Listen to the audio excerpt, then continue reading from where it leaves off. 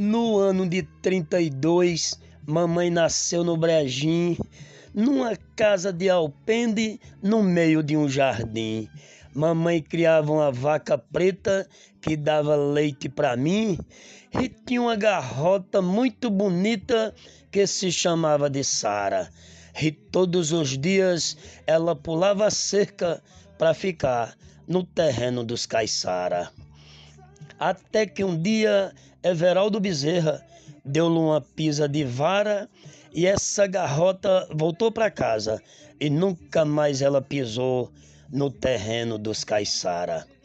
Essa garrota era muito inteligente e foi criada na mamadeira. Como a minha mãe nasceu no Brejim e se criou em Pedra d'Água, e hoje a minha mãe e o meu pai é enterrado na cidade de Pesqueira.